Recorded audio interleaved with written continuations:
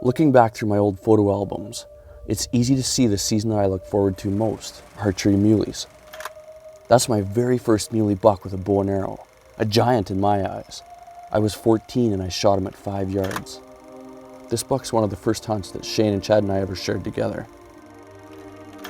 And that there is the first buck that I ever got that broke the 200-inch mark.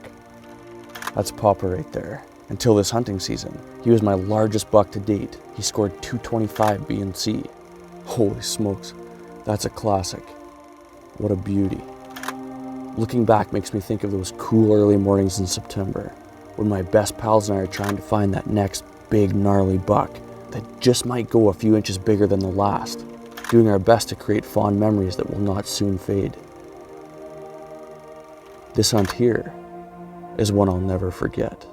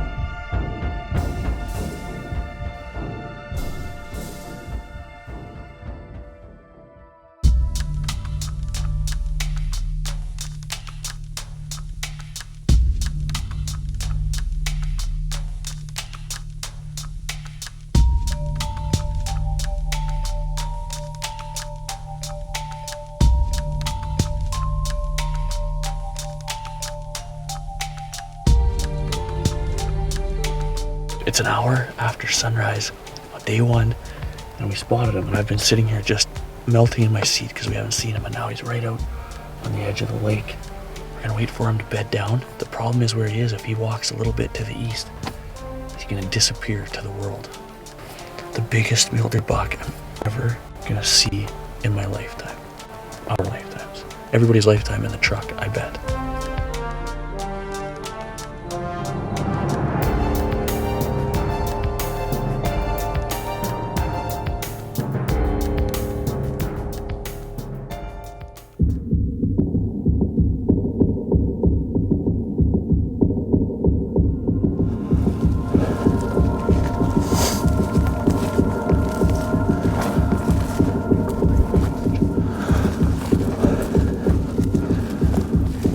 Just spotted huge drop-tine buck. My good friend Ronnie Graham and I spotted a tremendous drop-tine muley in muzzleloader season. At daybreak, he was slowly headed down a narrow line of buckbrush with a handful of other deer, traveling in the direction to heavier cover. We carefully slid into a perfect position to intercept him.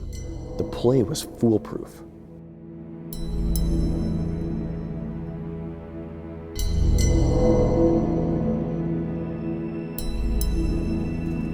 That one buck is the buck that was with the drop-tine buck.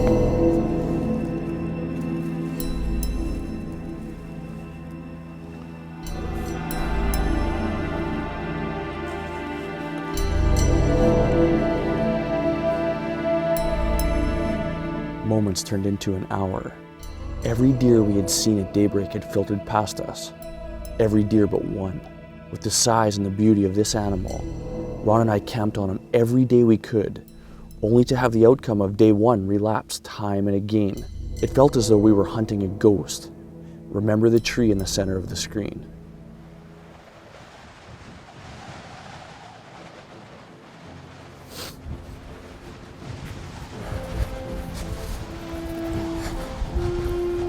headed out on our, I just don't even know which morning, we're losing count.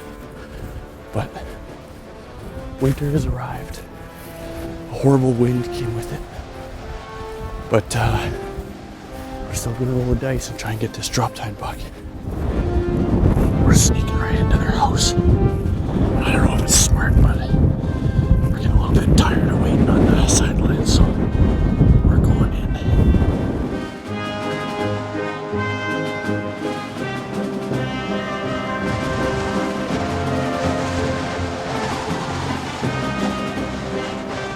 We almost made it to where the buck was bedded before 50 head of cows and calves intercepted us, sending what hopes we had left south for the winter.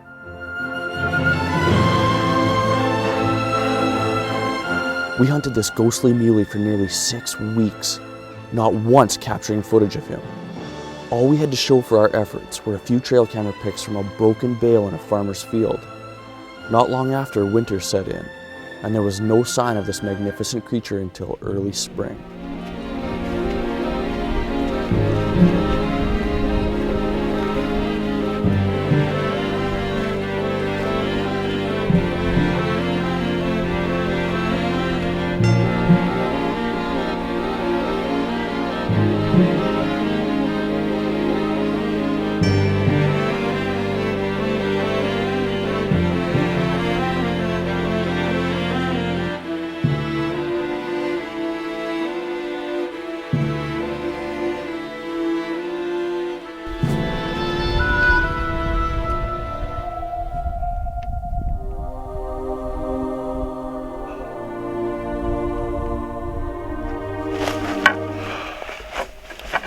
Both sides. Something happened to him. Looks like it was damage in the velvet. It's got like, looks old, like there's some chewed it or something, but must have been broken the velvet and had velvet dry over top of it. He's got lost his drop tine. Probably had one there. His main beam. Beat up at this point. All the points are damaged. Look at that. Look at that. Holy man.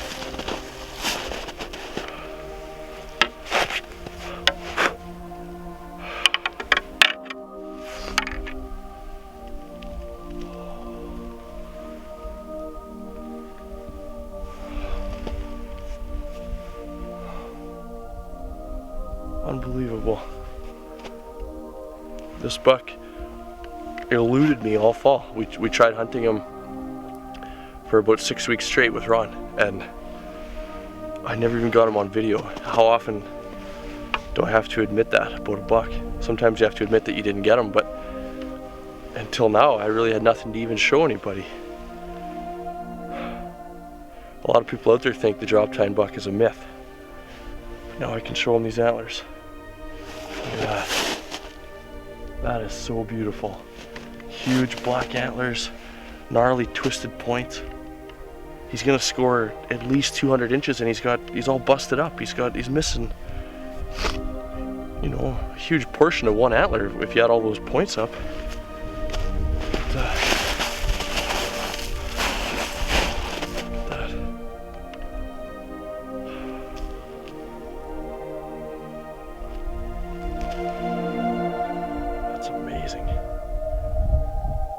That's one of my top 3 biggest sets I've ever found in my life. I'll be looking for him next year.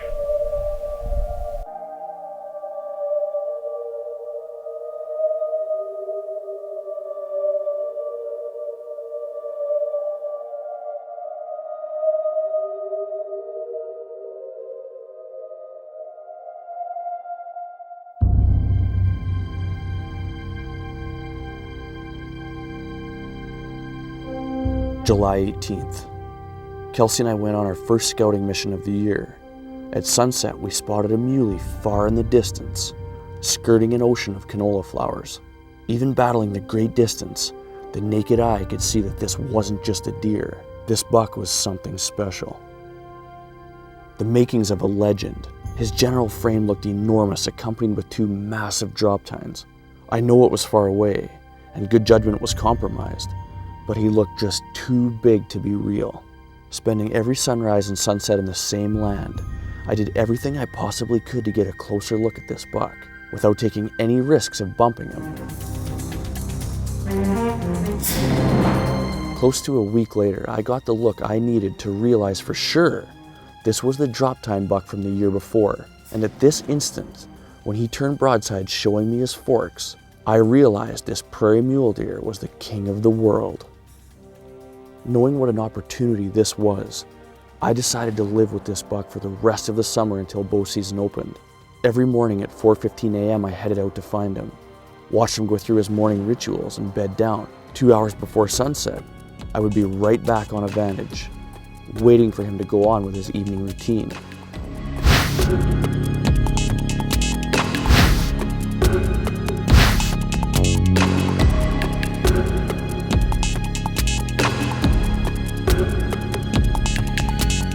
Over the 42 days scouting before the season, I saw this magnificent buck approximately 35 of those days. Knowing how rare this was, I wanted to take every one of my hunting buddies there to witness him in all his glory. But I knew that drawing attention would do me no good.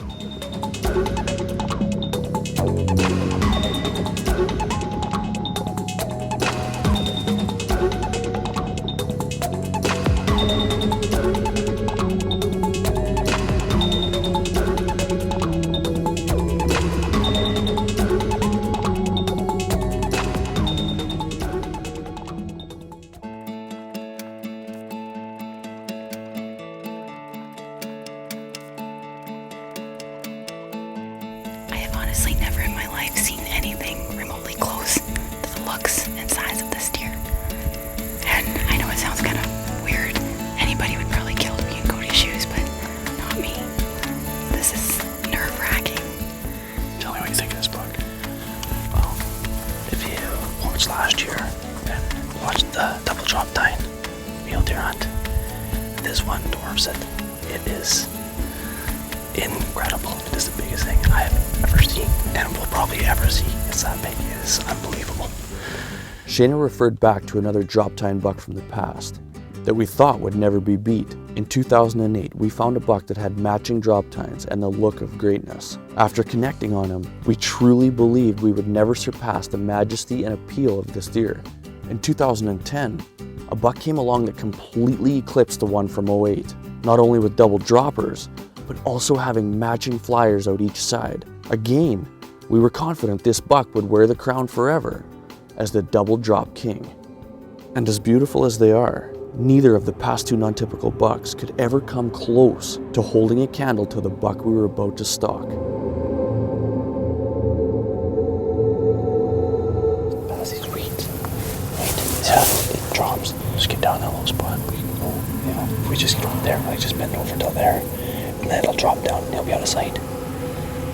And then go right for that bush. Or once we get closer, we can decide, because then there's kind of a little draw.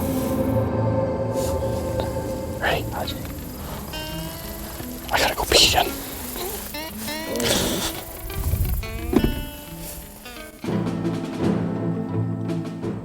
Making a rule with each other, we agreed we would not take any risks. If it wasn't anything but the perfect situation, we would sit back and wait for a better one. We couldn't see the buck at all, but knew his general location, so we decided to get a bit closer and wait for him to stand again to assess our options.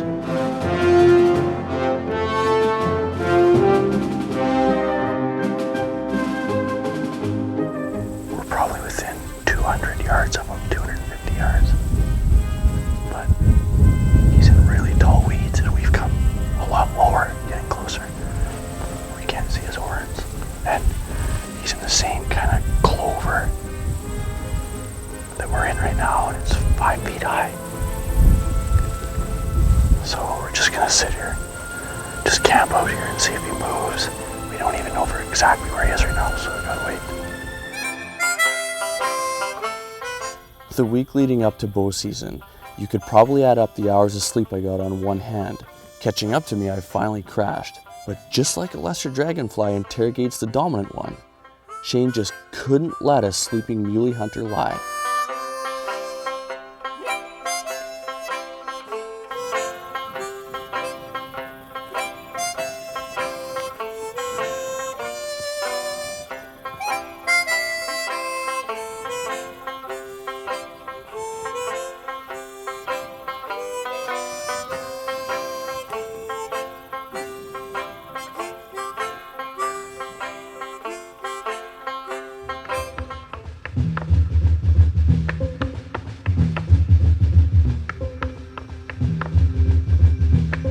Oh, Shane, look at that.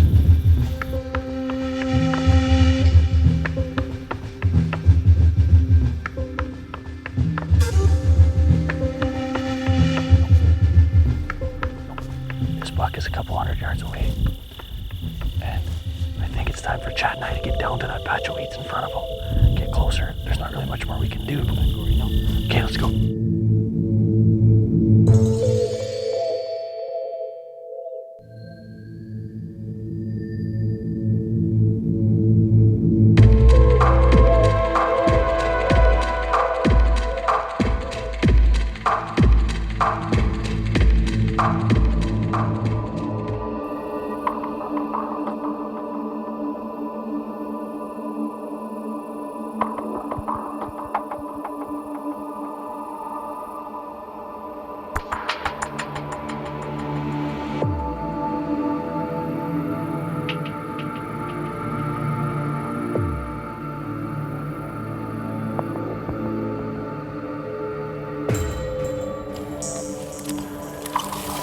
Just 80 yards away.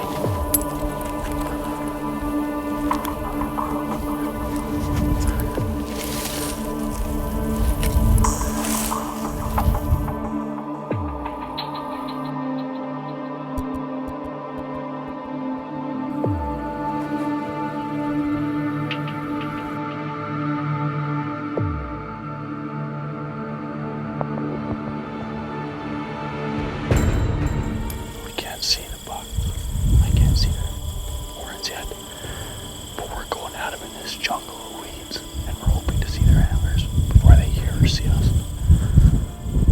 I don't know if it's going to work, but that's what we have to work with right now, so we're going to do it. Slowly but sure.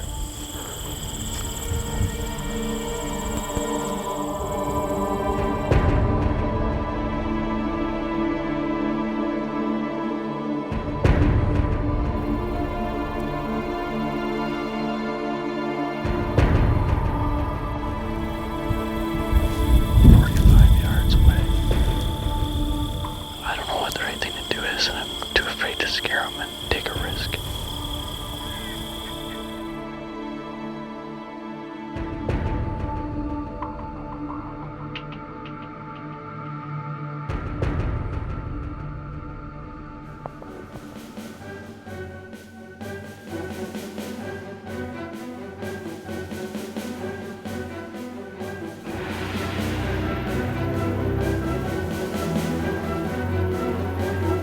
I obviously wasn't afraid enough, because we inched our way closer until we were within 22 yards in nothing but a clover jungle. All you could see of the two bucks were their antlers above the tangle. This is the first time I had seen this breathtaking creature up close.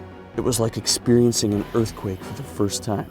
The smaller buck made his way to our left, walking through a 10-inch window where I saw his vitals. Our only option was to hope the big guy followed in the same footsteps to that gap, and he was. Getting within 2 steps of the opening, I got in position to draw, not wanting to miss the boat.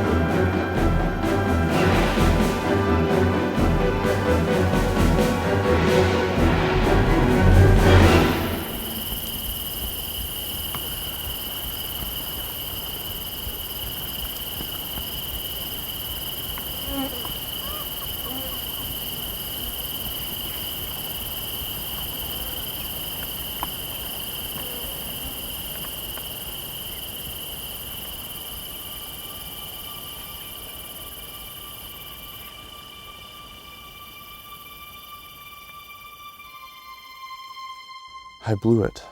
I was trying so hard to make something out of nothing. I took a risk that wasn't necessary. And I just knocked a 7-year-old muley buck out of his summer routine and back into fall survival.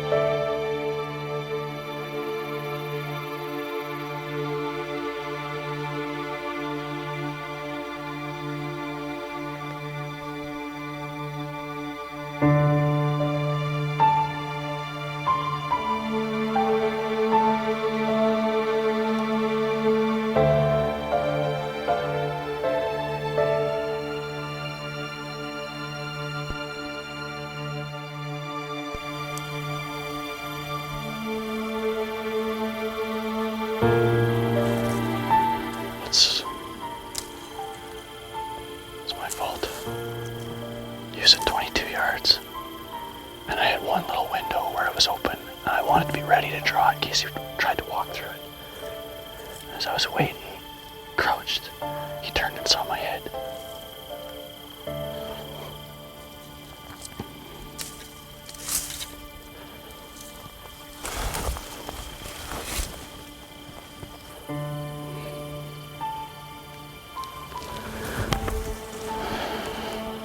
Sorry, Chatter.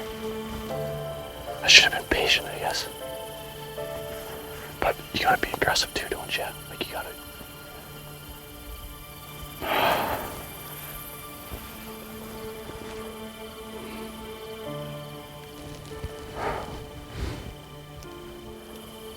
I don't know what to say. That deer isn't even everybody's dream buck. He's not even that.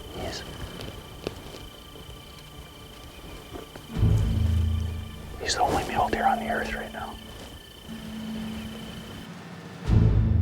After going out of sight from us, the buck walked by Shane and Kelsey within 80 yards, not acting very spooked at all. This may have been a good sign, hoping to pick him up again the next morning and regroup.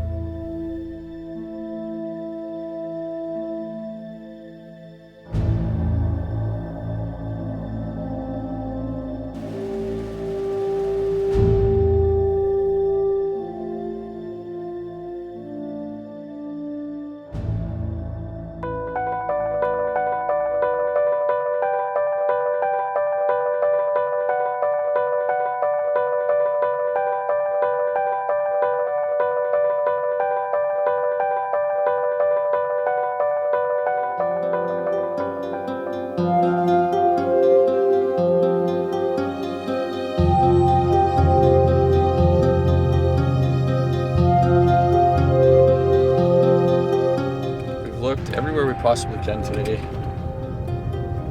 We've looked high, we've looked low, we've looked in the nooks and the crannies. And we can't find him. So, he walked away yesterday. He wasn't running. And I don't know if we really spooked him bad. But we know he's a 7-year-old buck. And we know that a 7-year-old buck isn't forgiving. So I hope he's not going to change his game plan and turn nocturnal early in archery. And I'm sure he's right under our nose somewhere, but he's just in a spot where we can't see him. But day 2 is shutting down, and we are 0 on the scoreboard. I'm really hoping that tomorrow brings something a little more positive. I've never been, I don't even know if stressed is the word, just uptight. But that'll all change. It'll be an emotional roller coaster when we see him and we go after him. That'll be the opposite. But not on day 2.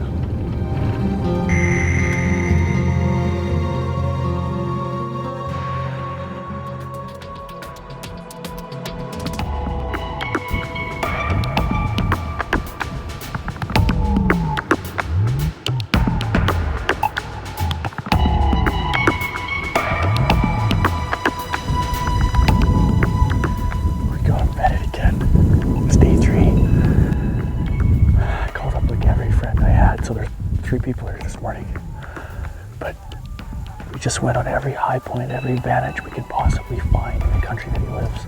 And my brother spotted him. And my brother stayed on him. And then he came into my view and he just laid down. And he's about 3/4 of a mile away.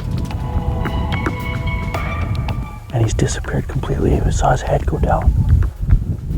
And he is in the spot I've been dreaming of him laying down in. He's in buckbrush. And I think when we get up there, we'll be able to see his horns and then just get in position and wait. There's been no movement, no nothing.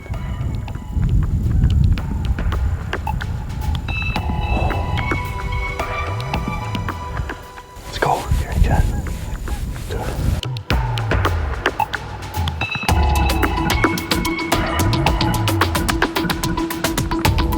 Once we moved in close in the flat country, everything looked so much the same we lost our sense of where he was. So we headed for a small poplar bluff so I could climb a tree and wait in it, to hopefully spot movement. As it turns out, it was the same tree that Ron and I were hiding behind the fall before.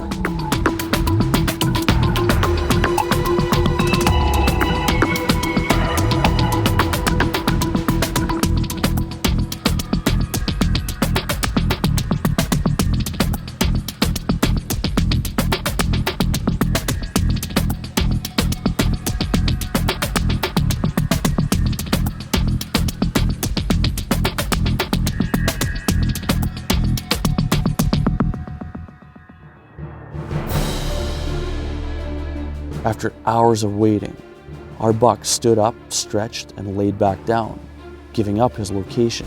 Once he was bedded again, we could still see a piece of his antler from the tree. Our only option was for Kelsey to climb into our perch and take over the control panels of our stalk, giving us hand signals as we moved in. Okay, we're just getting cinched up. We got this buck. It's now 3 in the afternoon and we were after him at sunrise. But he's bedded on the far side of a patch of buckbrush. It's a sketchy stalk, but I don't think there's any way we're gonna scare him. There might not be a chance at a shot, but I think we can do it safe enough that we're not gonna scare him. We gotta skirt around the edge of the buckbrush and come in and see if we can see his antlers, and if we can, we're gonna back out again.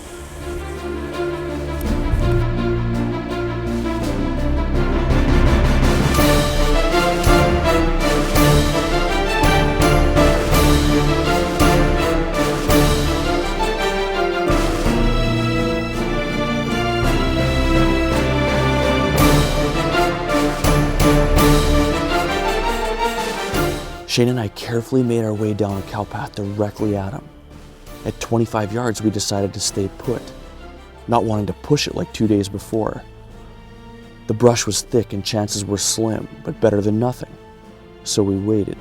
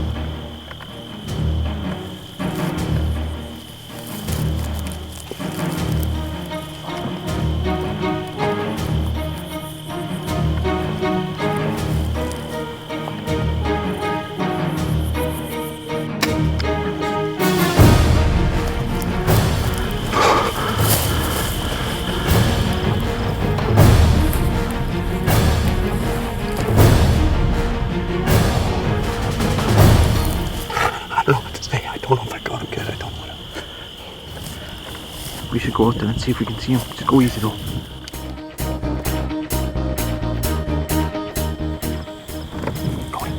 Hey, just leave him alone. He laid down. Just leave him alone.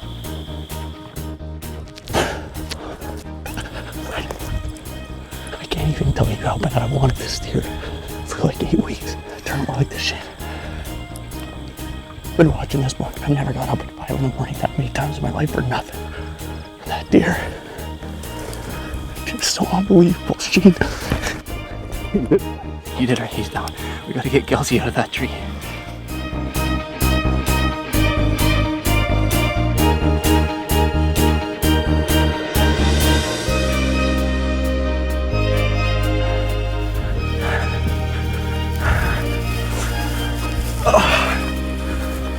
Kelsey, get down here. We're just waiting. We're just giving him some time. Because that's not the shot that you're taught at hunter safety. Oh, he's down right there. We can see his horns.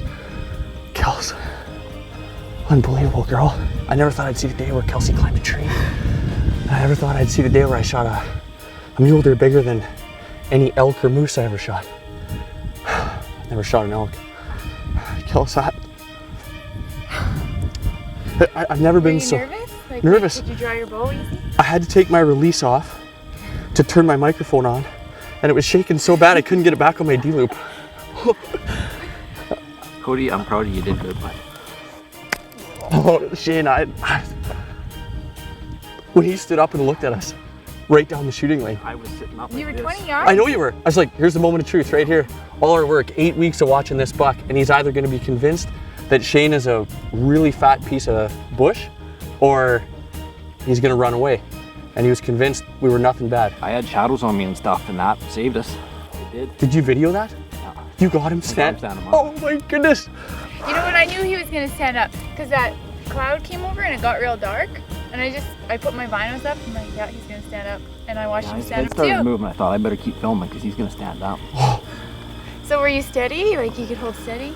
I drew sitting, and I stood right up, and I steadied my pin, and first it was on his ankles. I was like, oh, that's not gonna work. I was like bringing it up, and I always squeeze as I'm coming up. It's like a 500-pound weight on my left hand. I just brought it up until I saw right in his back end, right at the center there. And I squeezed, and he jumped and kicked. And honestly, I saw my fletching disappear, and I knew it was over. I'm overwhelmed right now. I cannot wait to walk over there. Congratulations. Kills, thanks, babe.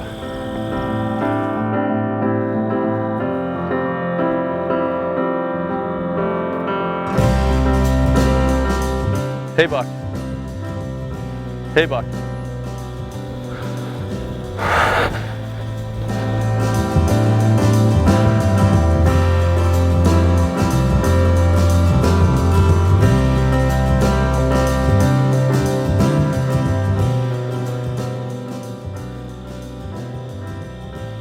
Whoa. Shane, whoa. Oh. Holy.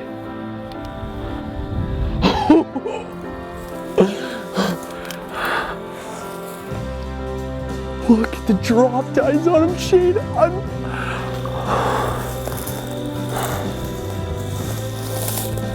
Unbelievable. Shane, come up here. Okay, ready? You ready for this? The wreck is velvet. The wreck is velvet.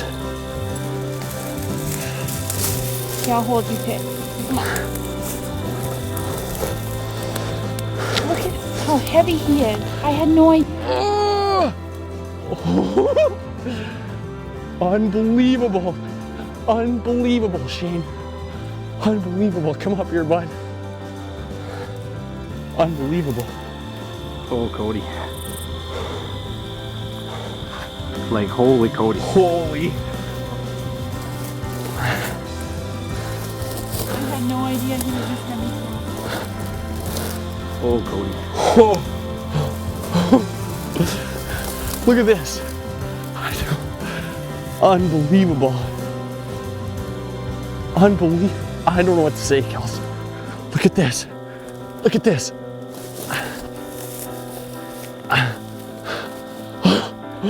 His forks, Shane, he's unbelievable. Cody, Yeah, he was this big. Oh. I had no idea how heavy he was. Look at this. Look at the end of this. Oh. It's a baseball. They're soft though. They're soft. They're gonna shrivel up. They're soft and mushy.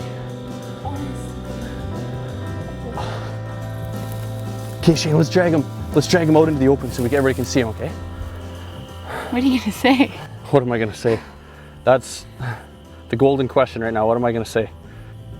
I've been anxious and uptight for 8 weeks straight. And for the first time, I feel relaxed now. It's over. And in a way, I'm a little bit disappointed that he's not gonna be out standing in the canola field or out where I can see him again, because this deer gave me a rush like nothing else in my life so many times this summer. A little bit sad that it's over, but I wouldn't trade it for nothing. I don't know what he's gonna score. It doesn't matter. He's the biggest deer I'm ever gonna see in my lifetime.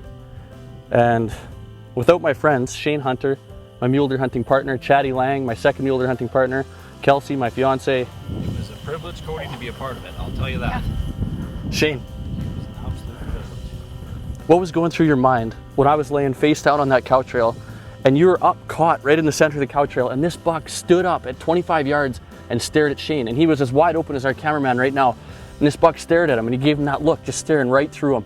And then about a minute went by and he just turned, relaxed, and turned broadside and gave us a shot. I wanted to crawl down a rat hole right there. It was close, but when it's meant to be, it's meant to be. And he just turned his head, and I said, Cody, I can see his whole cavity. Now is the time. And he just turned straight away, and you did her. Unbelievable. Down, and he didn't go very far. Absolutely off the chart. Oh, he's unbelievable. He's unbelievable. Let's count the points. Shane, come hold him at this side. You hold him too, babe. He's got on his left horn, he's maybe got one back here that's an inch. So 1, 2, 3, 4, 5, 6, 7, 8, 9, 10, 11. 1, 2, 3, 4, 5, 6, 7, 8, 9, 10, Up here, 11, 12, 13, 14, 15, 16. Wow. 16 by 11. 27 points total. I can't get over this. Oh, look at this drop tine. Zoom up on the drop tine, man. It's like baseball. Wow. Look at that. That's pretty awesome. Velvet's incredible. Yeah, perfect. It's going to be, Perfect. and drop tines are world class. The deer's world class. I mean, we'll never see one bigger in our whole lifetimes. No. Being fortunate enough to admire this rare and spectacular animal up close now, we realized we could potentially have our hands on the new archery world record mule deer. The only thing standing in the way was a mandatory 60-day drying period and a velvet rule. So our mule deer season went on, capturing as much footage as possible for our next season of shows. We got him in a pretty good spot now. If he'll go somewhere bed down, we're in the chips. Slowly the days ticked by, getting closer to the chance to officially score him.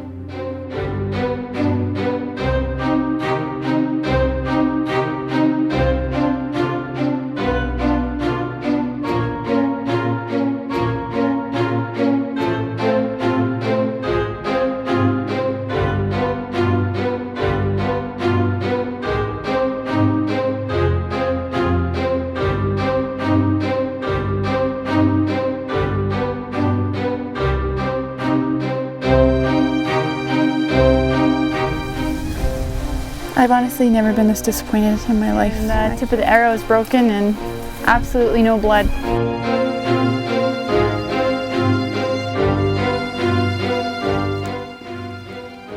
That's it I used to see every morning.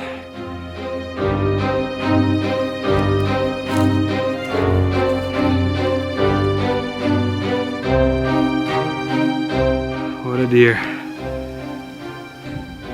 Finally did it. Got old Hightower.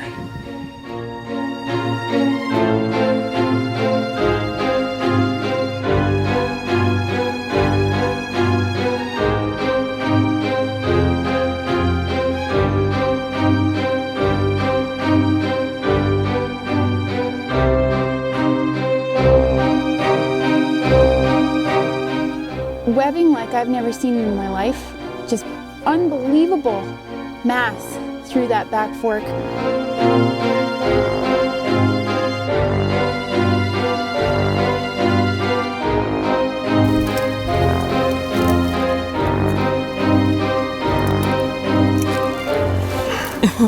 We just came across the nastiest swamp, and I had two pretty ladies with me that I thought 100% there was no way on earth I was gonna get them across here. Bailey, that thing is a cranker! Look at this buck, you guys!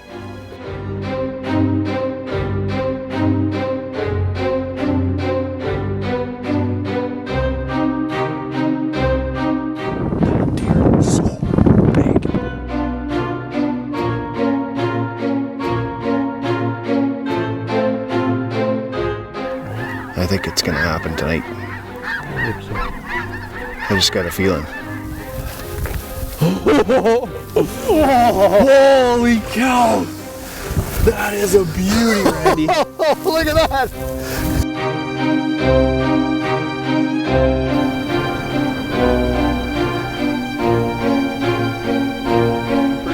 Bud! We got him?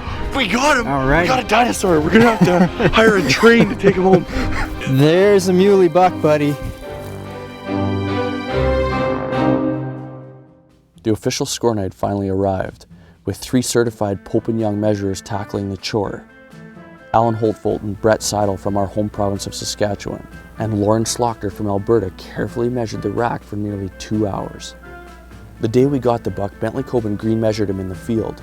We ended up with a score of net 290 Pope and Young in velvet. Over the 60-day drying period, the antlers are expected to shrink, some more than others, meaning he would still have up to 15 inches to lose and still have a crack at the record. Even if he did score bigger than the existing record, I would have to strip the velvet to make it official. Otherwise, the record book would only recognize the animal for 1 year. Then he would vanish from the book completely.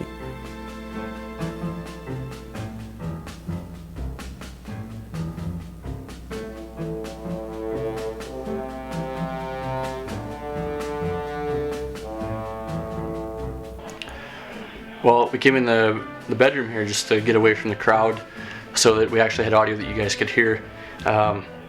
Sounds like the official scorers are just about done measuring my buck, and in a way I'm pretty anxious to find out what he scored, but also, you know, the score isn't what I hunted him for, and it's not what I'm proud of, and it's not going to change the memories and the adventure that I had going after that buck. So whether he scores 20 inches smaller than we think, or 20 inches bigger, or the exact same, it's not going to take away from my experience that I had. But it will be pretty cool if it is bigger than the existing world record. But it's not going to change the experience that I have in my heart and my mind. And it's a pretty good one. That buck is it's a once in a lifetimer. I wish everybody out in that room would have had the chance sometime in their life to hunt a buck like that, and maybe they will, but probably not everybody. And I'm pretty honored to have the opportunity that I have, and to have the summer that I had watching him. And this is kind of the final chapter. It's when he's measured, I can take him to the taxidermist, get him mounted, and everything's at rest, and I can be proud of him and stare at him every evening when I'm watching TV or editing or whatever. So whatever these guys, whatever number they throw at me isn't going to change how I feel, but it could be pretty cool if it is bigger than the existing world record. So I guess we better go out there and see what they have to say.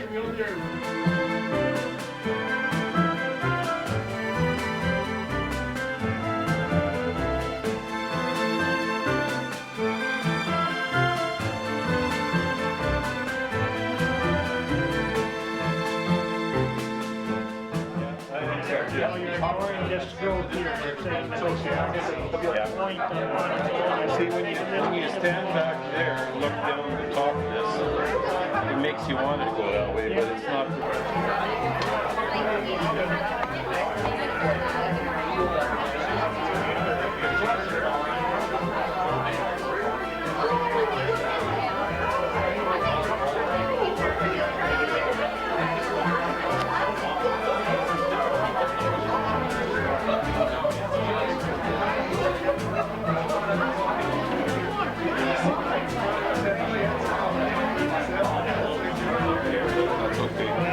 Are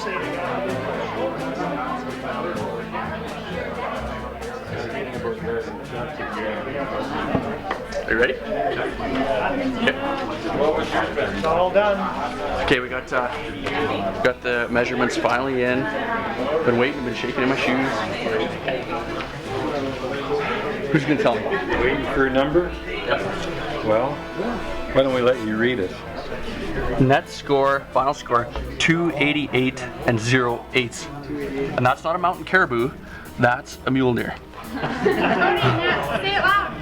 So net score 288 and 0/8. So now I have the decision to make if I want to strip them, and I would say I'm not going to. So that's the final score. Thanks, guys.